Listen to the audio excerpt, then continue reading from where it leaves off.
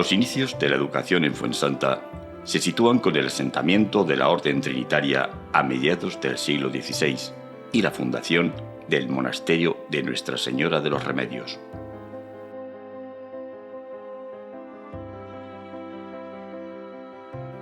Fuensanta no contaba con escuela seglar y solían ser los clérigos los que atendían el aprendizaje de los primeros rudimentos del saber humano, que consistían en leer, contar, escribir y la doctrina cristiana. La primera ley que reguló el sistema educativo español fue la Ley de Instrucción Pública de 1857, conocida como Ley Moyano. Su importancia y trascendencia fue tal que hasta 1970 no hubo otra ley que regulara y estructurara el sistema educativo en su conjunto. La ley se mantendrá en vigor más de 100 años.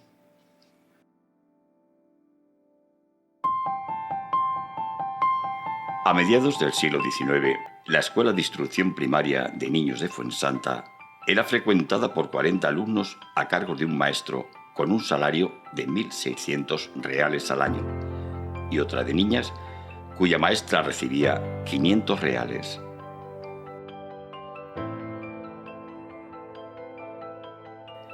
Las escuelas se encontraban en locales alquilados por el ayuntamiento, muchas veces en condiciones lamentables debido al escaso presupuesto municipal.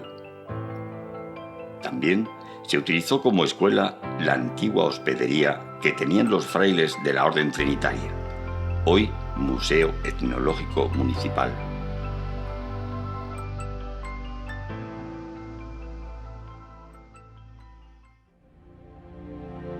Los maestros tenían un sueldo muy precario.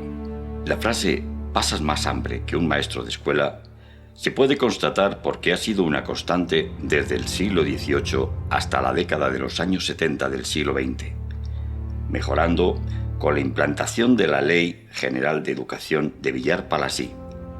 Ser maestro en aquellos años era una vocación. El maestro era pobre de solemnidad. Solo en los ambientes rurales, como el de Fuensanta, su esfuerzo y dedicación se veían compensados con el agradecimiento de los padres de los alumnos, quienes, en su modestia, le ofrecían productos de sus huertos. Pero como los maestros venían arrastrando la mala fama del nombre, esa frase de «pasas más hambre que un maestro de escuela», que precisamente no es el poco que cobraban, esto viene del siglo XIX. En el siglo XIX, como no había maestros de real titulación, de carrera, pues cuando llegaba, por ejemplo, en Munera, aquí hay un documento en donde el peluquero de Munera llegaba al alcalde y decía: mira, aquí no va a venir ningún maestro de carrera, de real titulación. Yo me ofrezco darle clases a los niños a cambio de la comida. Eran los maestros cuchara, porque llevaban la cuchara en el bolsillo y con eso sobrevivían. Y cada día comían en casa de una familia o la familia le daban alimentos para que pudiese sobrevivir. De ahí viene esa frase, pasar más hambre con maestro de escuela.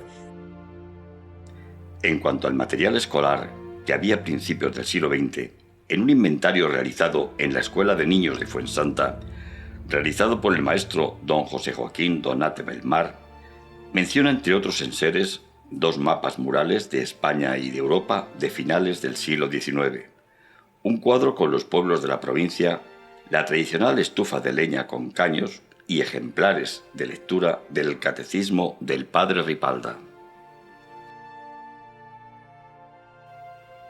En el periodo de la Segunda República se constató la enorme carencia de escuelas, proponiéndose la construcción de 27.000 para escolarizar al 1.000.000 de niños que no asistían a sus aulas. La creación se haría a través de un plan quinquenal.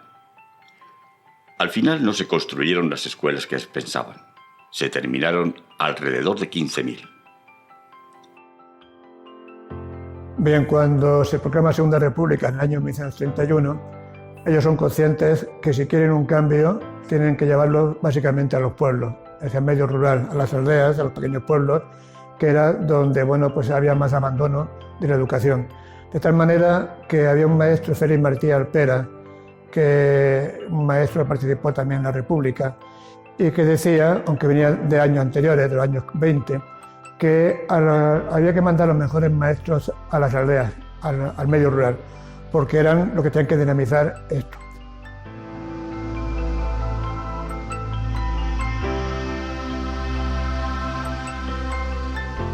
El proyecto del edificio escolar, con destino a 2 escuelas unitarias, una de niños y otra de niñas en Fuensanta, fue redactado por el arquitecto albaceteño don Agustín Morcillo. La obra fue levantada utilizando la prestación personal y de transporte por parte de todos los vecinos.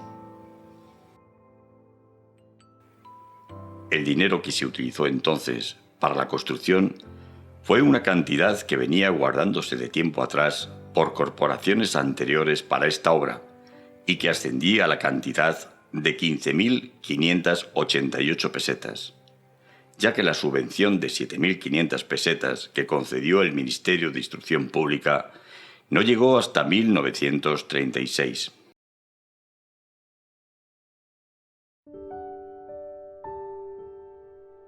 Los primeros maestros en inaugurar el colegio en el curso 1932-1933 fueron don José Urrea Arce y doña María Gil Roca.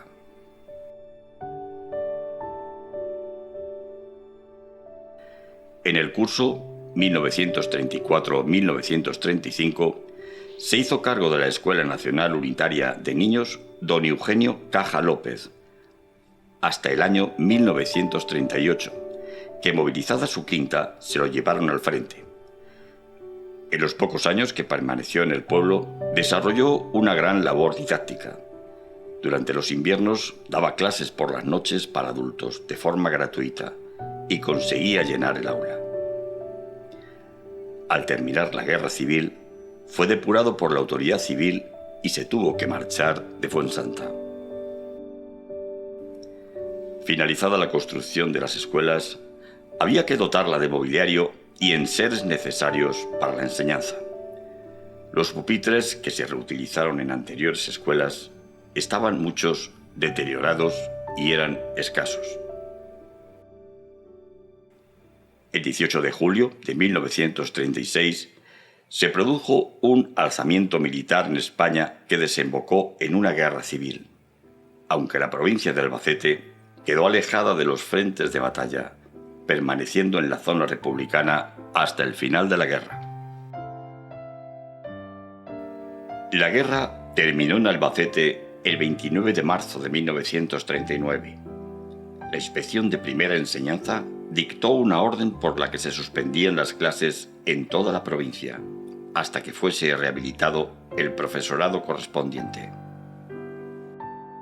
En la escuela estuve desde que terminó la guerra, pues hasta el año 46 o 47, porque no podíamos ir porque había que trabajar, pero fíjate cómo vino la cosa, la posguerra, hablando así. El primer maestro que vino aquí, después de don Eugenio Cajas, fue don Manuel, el apellido no me acuerdo, que estaba casado con una sobrina de la Cristina de Faco.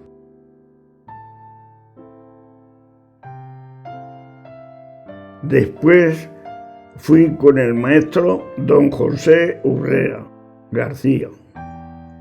Con ese estuve más tiempo ya.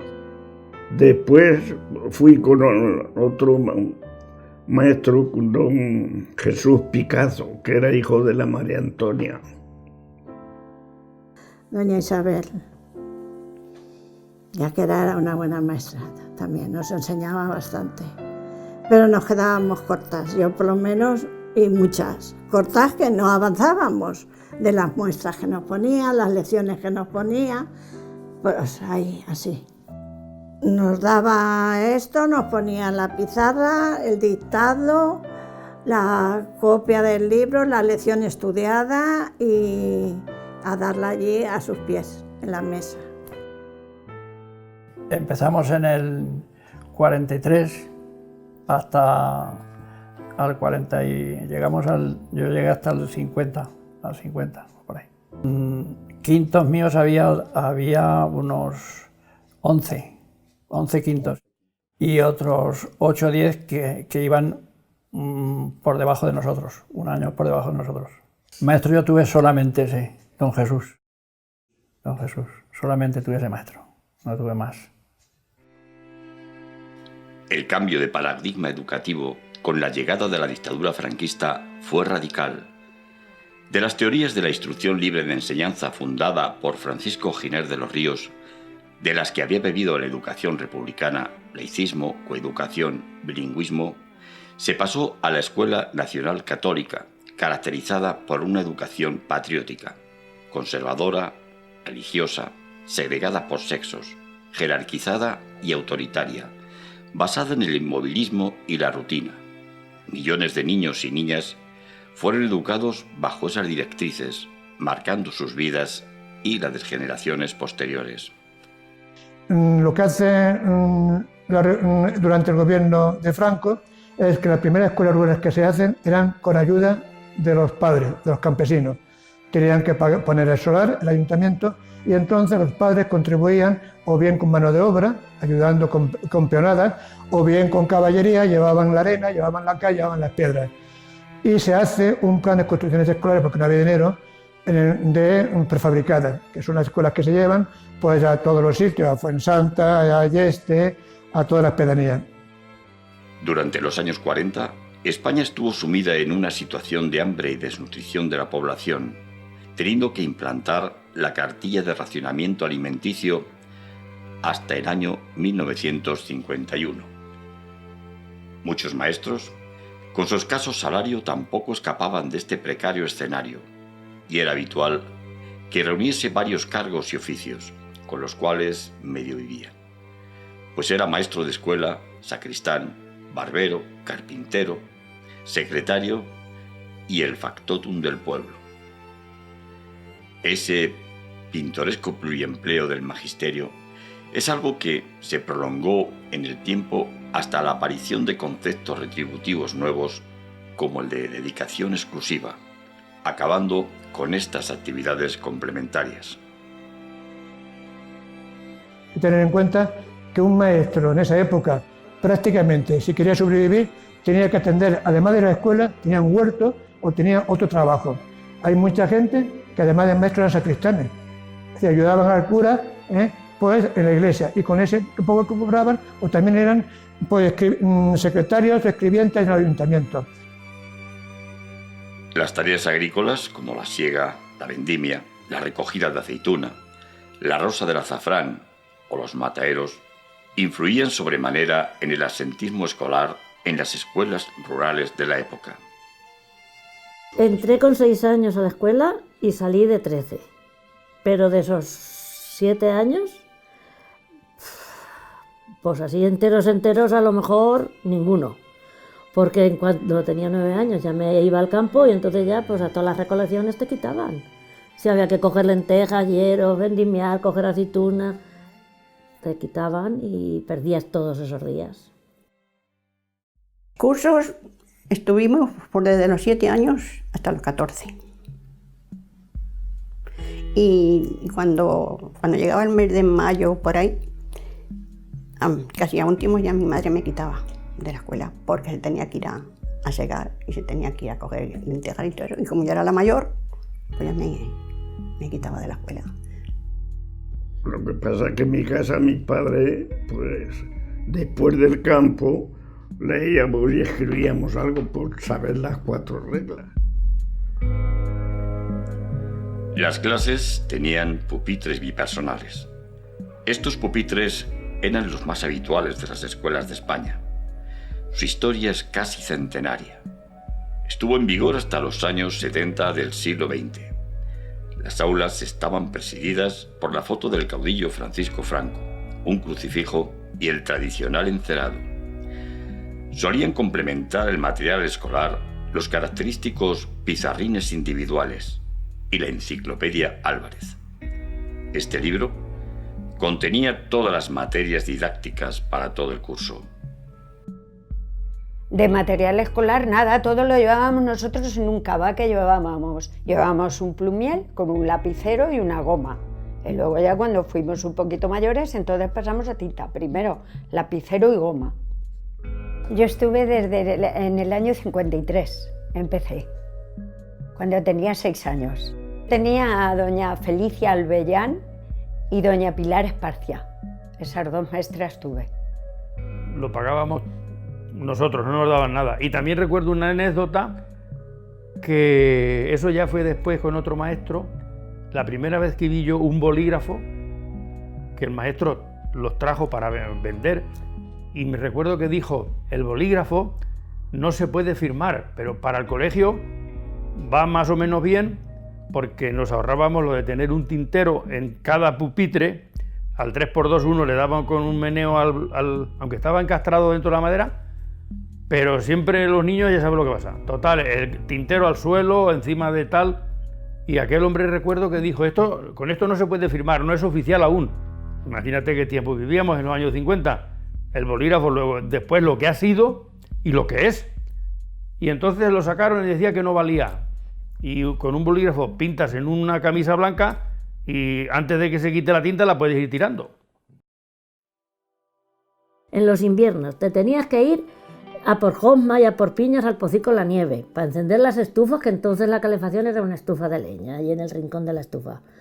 Y las que teníamos que encender, la mañana que te tocaba, pues por la tarde nos íbamos a por las piñas al salir de la escuela, para otro día encender. Tenías que quitar la ceniza, encender y limpiar hasta que y ya venía la maestra y venía la hora de entrar. Tenías que ir un poco antes. Cuando hacíamos algo es porque, no recuerdo exactamente, pero sí una vez al mes. Pues el maestro nos llevaba un día al campo, digamos como si fuese jueves lardero, ¿no? Merendábamos tal y hacíamos un poco de vida natural. Eso es lo que más o menos hacía.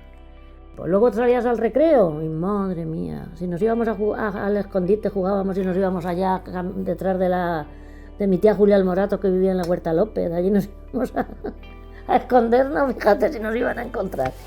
Pues entonces jugábamos a los partidos quemados, jugábamos a la comba, al pillao, a escondernos, a todo. Pero separadas los chicos de las chicas, nunca nos mezclábamos. Ellos jugaban en un sitio y nosotros en otro.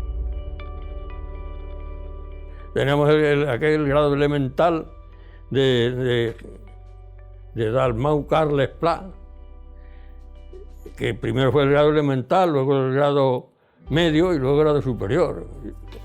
El libro, pero claro, el grado superior un tocha así.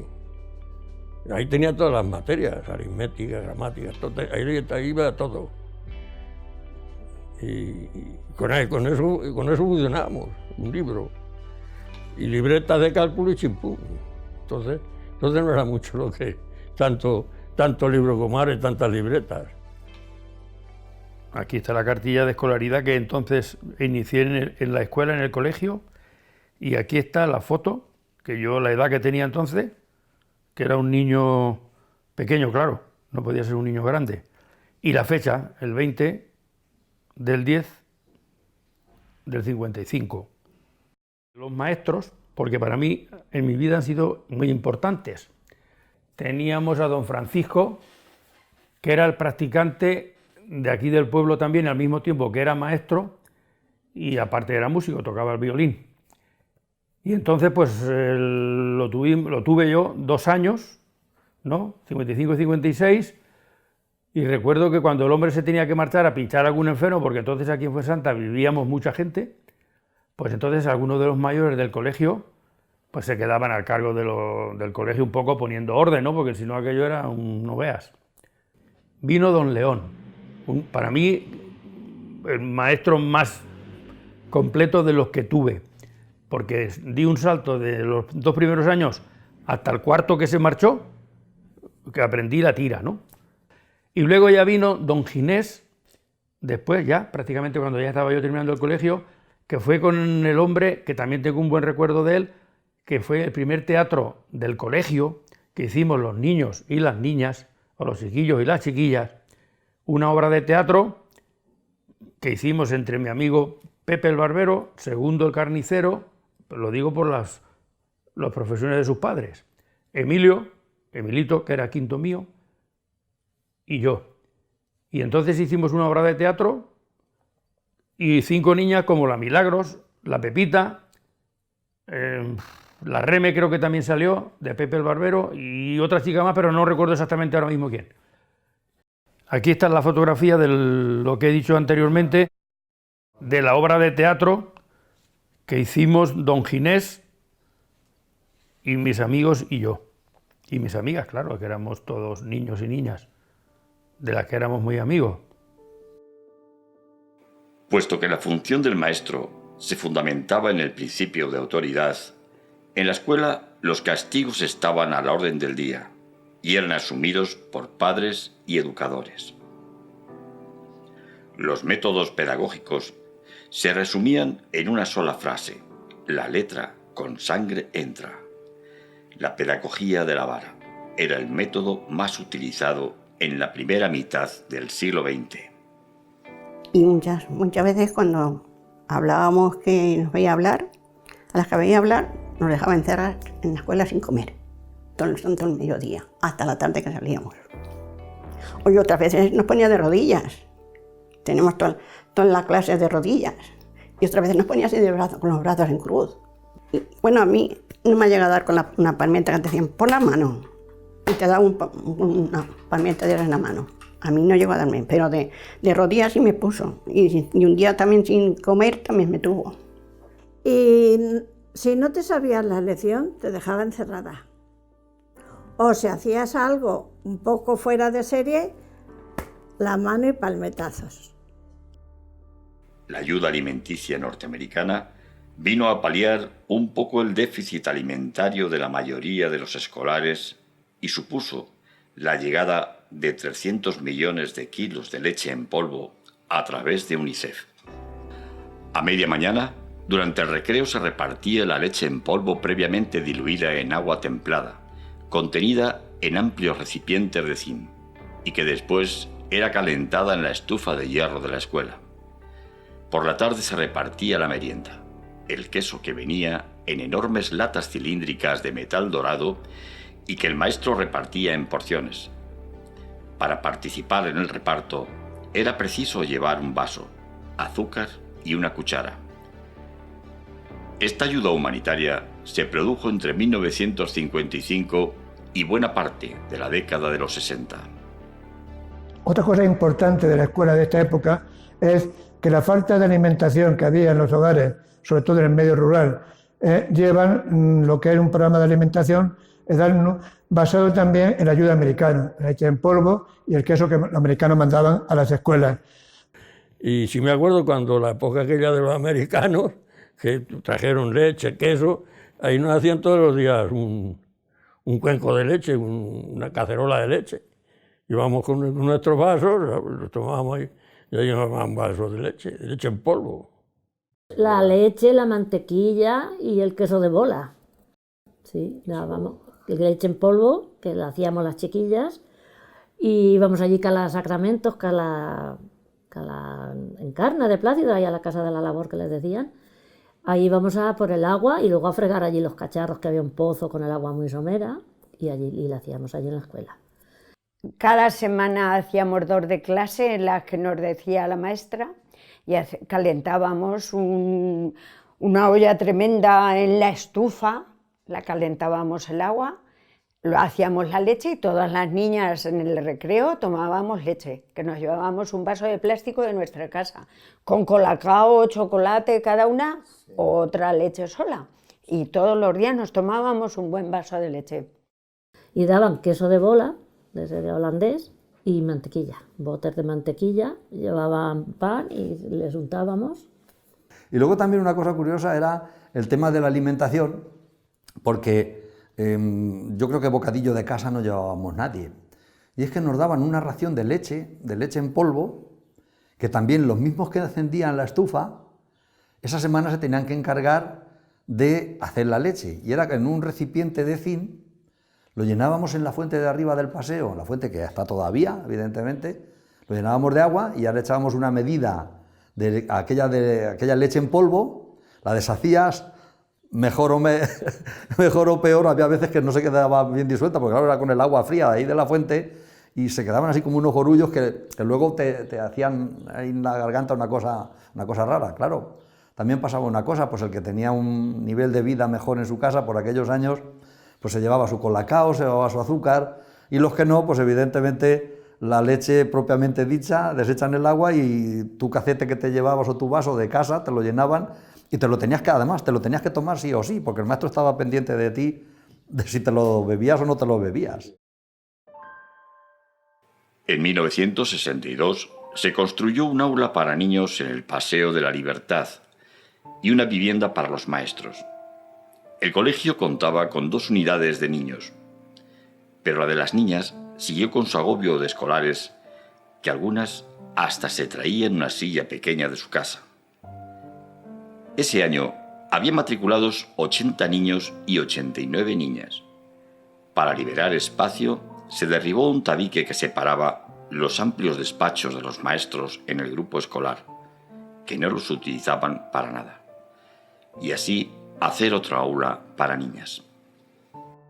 Nada más llegar, como estaba recién terminada la casa que había al lado de la escuela esta que había en el paseo, pues yo me ubiqué ahí en la escuela, en la casa, perdón. Y yo, al principio, los 3 primeros meses estuve yo solo, y cuando ya nos casamos, ahí establecimos nuestro hogar familiar. Y ahí fueron creciendo nuestros hijos hasta, ya digo, después de 7 años, ¿no? El espacio era, bueno, las aulas que están más abajo, la escuela primera, eran aulas muy espaciosas y en su momento estuvieron muy bien diseñadas. Eran 2 aulas grandes y en medio tenían 2 espacios que eran 2 despachos. Pero aquello fue desapareciendo cuando nosotros llegamos, despachos no eran, se habían unificado y eran como prácticamente un lugar para retirar, o sea, los niñeros.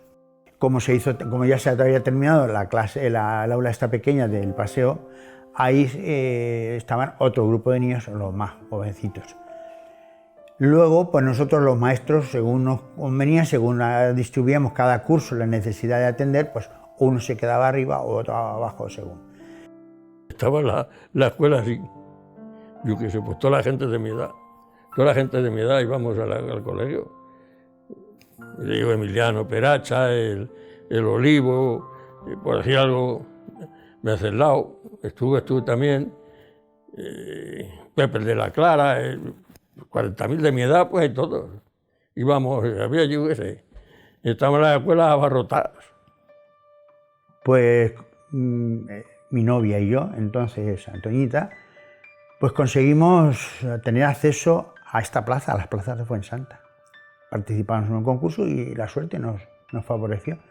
Con lo cual, en septiembre de 1963 llegamos los 2 como maestros jovencísimos al pueblo, cada uno por un lado.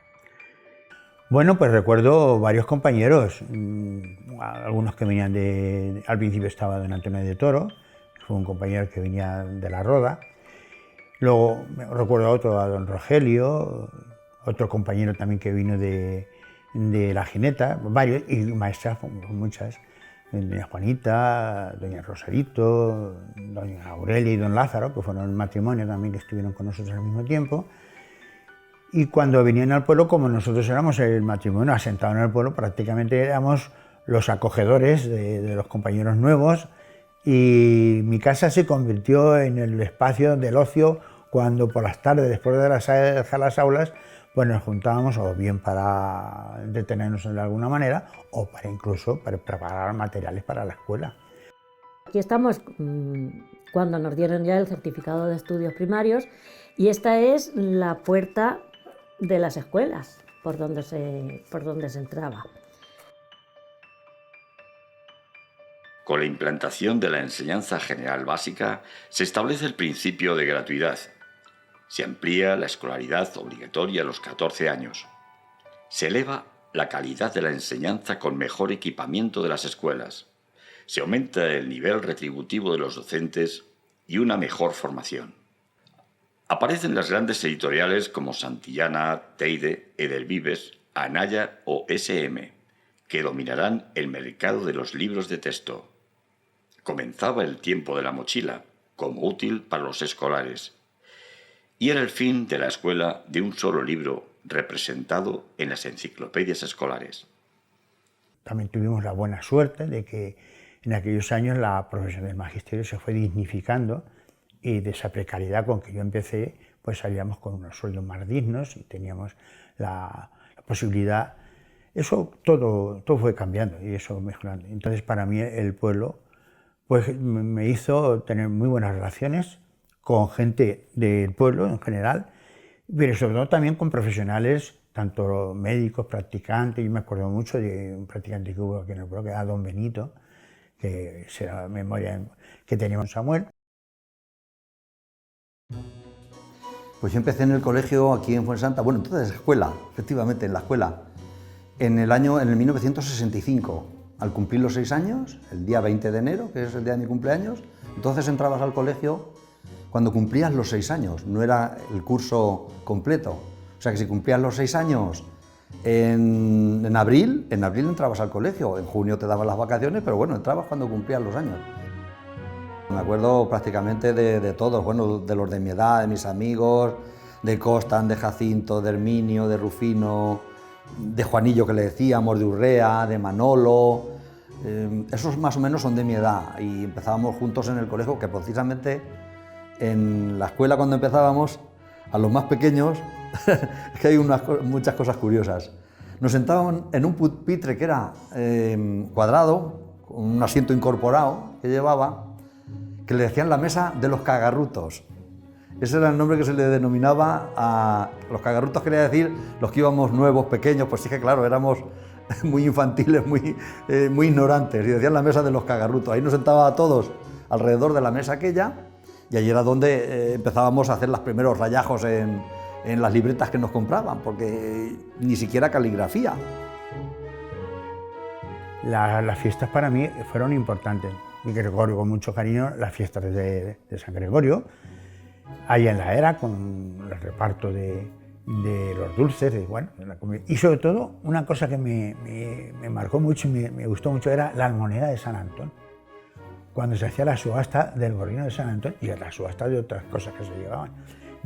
Recuerdo como si fuera ayer mismo al alguacil, a Juan Antonio, haciendo la subasta con esa costumbre ya adquirida de tantos años y ese tono que para mí al principio desconocido, y luego ya incluso invitaba a amigos y familiares que vinieran para que vieran en el pueblo aquellos momentos que eran fiestas muy peculiares. La aprobación de la Ley General de Educación en 1970 y la aprobación de la Constitución Española en 1978, que recoge el derecho a la educación como un derecho fundamental, marcan definitivamente el inicio de una nueva etapa para la educación en España.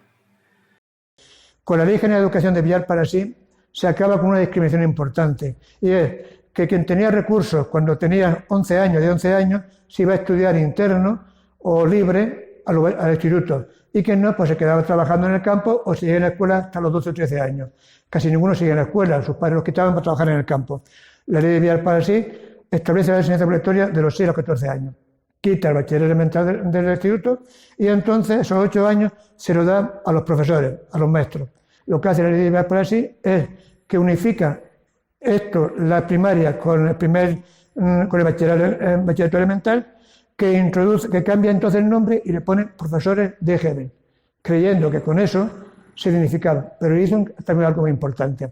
Villar para sí duplicó el sueldo de los maestros. De 7.000 o 8.000 pesetas que yo ganaba cuando empecé, de la noche a la mañana, cuando se aprueba la Ley de Educación de Villar para sí en el 70, pasé a ganar 16.000 pesetas. En el curso 70-71, la agrupación escolar mixta de Fuensanta tenía 66 alumnos entre párvulos y octavo de enseñanza general básica, una disminución del alumnado significativa con respecto a años anteriores.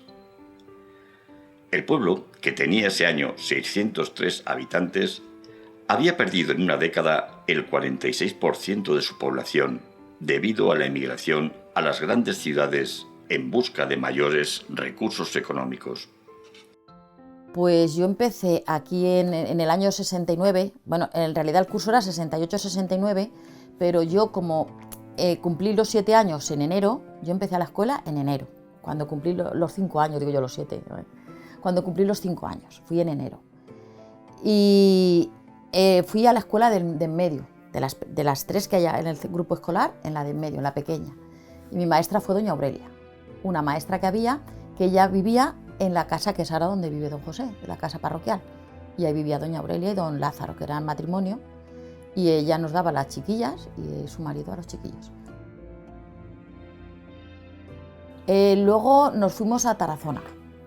Yo hice en Fuensanta hasta 7º de GB y ya 8º lo hice en Tarazona, que 8º lo hice en el año 75-76. Maestros fueron doña Aurelia en parvulitos, doña Antoñita en 2º, doña Conchi en 3º y 4º y don Manuel en 5º, 6º y 7º. Don Antonio de Toro fue mi primer maestro, al cual la verdad es que todos le teníamos un gran cariño, ¿no? Era un profesor que había tenido de pequeño un accidente, se había caído a la lumbre y tenía la cara quemada. Y venía de la Roda, venía con una Vespa, y recuerdo que los críos, y bueno, los críos, no éramos críos, los mayores, salíamos a recibirlo al maestro fuera al pueblo, al que siempre hemos llamado el Olmo de Juanillón, y bajábamos corriendo detrás de la moto, venía con una Vespa, y los mayores, como había unos escalones para subir a un pequeño pórtico que había antes de entrar al colegio, le hicieron con cemento una pequeña rampa para que no tuviese que el hombre que estar subiendo la moto arriba, me acuerdo yo de aquello. Entonces hacíamos, mira, una cosa que me acuerdo yo mucho de los sábados, cantábamos una canción que era de los Tres Alpinos, y esa aún me acuerdo y algunas veces estamos aquí en casa y me pongo a cantarla, de los Tres Alpinos, y hacíamos una representación, unos eran los alpinos, otros eran la princesa, otros era el rey, y eso lo hacíamos mucho con la maestra. Entonces en el recreo jugábamos mucho, las crías jugábamos a la goma, eso era, o a la comba, los chiquillos jugaban al fútbol, jugábamos mucho juntos al balón volea, que era el voleibol, que nosotros decíamos balón volea, jugábamos a los partidos quemados con el balón, jugábamos a la pita, es que eran juegos que había entonces, que jugábamos en la explanada de la iglesia, ahí era el patio de la escuela, y ahí jugábamos todos, hasta cuando estábamos arriba, al recreo nos bajábamos allá abajo, que era donde los maestros nos tenían controlados, no nos podíamos salir de ese trozo, y ahí jugábamos todos juntos y se organizaban partidos de baloncesto. Organizamos un equipo de baloncesto, de minibásquet, ahora me acuerdo, un equipo de minibásquet que íbamos a jugar, yo no creo que jugara mucho, porque yo el deporte no ha sido lo mío, pero sí que había un equipo de minibásquet y fuimos a competir a varios colegios, contra otros colegios, fuimos a Albacete, hemos ido, no sé si fue a Fuente Alvilla, a varios pueblos, a jugar. Yo, el deporte lo mío negado, pero sí que había un equipo de minibásquet.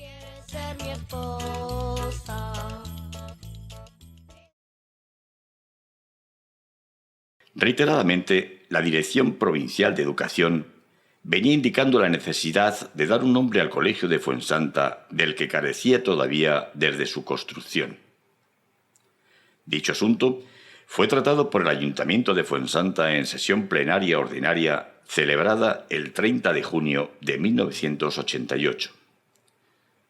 Se barajaron distintos nombres de personalidades que se consideraban idóneos para darle su nombre al colegio: Giner de los Ríos, José Mañas, Eugenio Caja, José Prat, Simón de Rojas y Julián Besteiro. Tras un corto debate, se eligió a Julián Besteiro. Durante la década de los años 90, los alumnos del Colegio Público Julián Besteiro estaban escolarizados desde educación infantil hasta 6º curso de enseñanza general básica, y el número de alumnos rondaba los 20 entre niños y niñas entre dichos cursos. En 1996 se realiza una reforma integral del colegio por importe de 7,5 millones de pesetas, construyéndose el actual aseo del aula infantil y un pequeño almacén, entre otros trabajos. El 18 de febrero del año 2000 se constituyó la Asociación de Madres y Padres de Alumnos de Fuensanta. Desarrollaron, entre otras actividades, diversos viajes extraescolares con alumnos y padres, cuentacuentos, fiestas, talleres y charlas educativas. Con el comienzo del nuevo milenio, el Colegio Julián Besteiro iba manteniéndose con 14 alumnos, desde educación infantil hasta sexto de primaria, hasta que en el curso 2004-2005 disminuyó la matrícula a 9 alumnos. Yo como anécdota puedo comentar que había un sacerdote que era de aquí del pueblo, que se llamaba don Joaquín, que estaba de arcipreste en La Roda. Yo lo conocí en La Roda, brevemente, pero el hombre venía mucho a Fuensanta. Y cuando venía a Fuensanta, pues empezamos, hablábamos, dialogábamos. Y recuerdo una cosa que me ha perdurado durante mucho tiempo. Un día me dice: José María, ahora es cuando noto el beneficio que le estáis haciendo al pueblo, tu mujer y tú, por vivir en el pueblo, solo por vivir en el pueblo. El hecho de que un matrimonio de maestros vivan permanentemente en el pueblo, como unos vecinos más, eso se nota.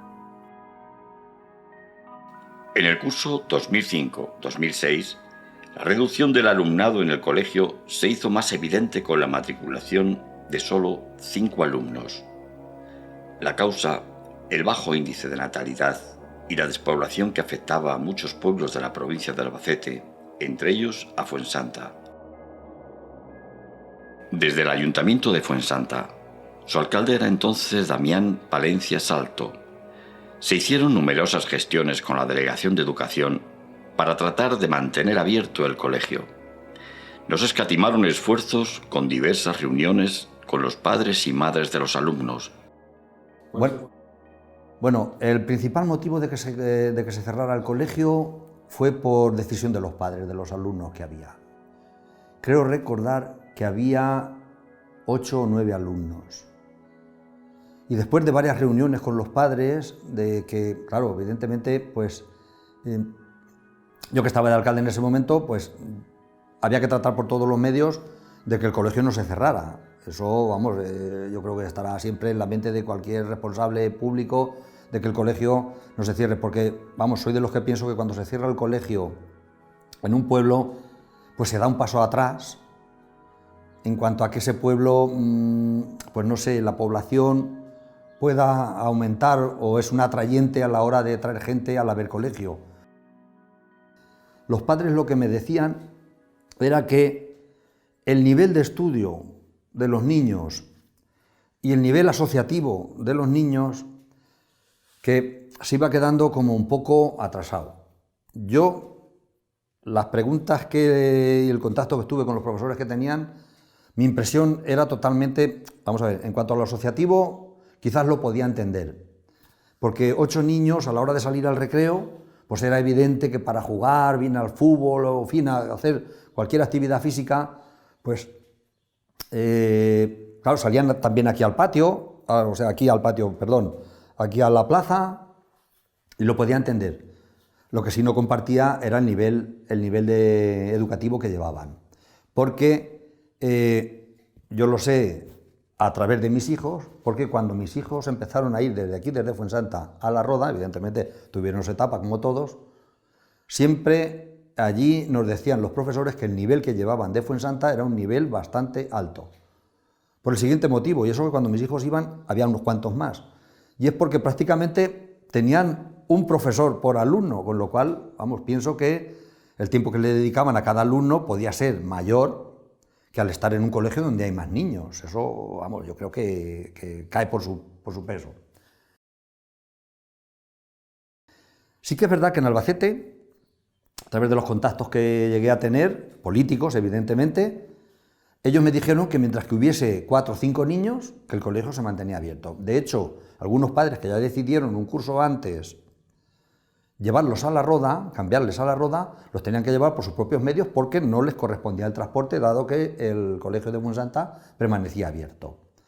Claro, ya llegó un momento que, claro, empezaron a llevarse los niños, aunque fuese de manera particular y tuviesen que ir por sus propios medios, con su coche, a llevarlo a La Roda, pues, claro, ya quedaban muy poquitos, y entonces ya, evidentemente, los padres tuvieron que, los que quedaban, que querían mantener el colegio a toda costa, porque había división de opiniones. Había padres que querían que se fueran, que se cerrara el colegio, y otros que no.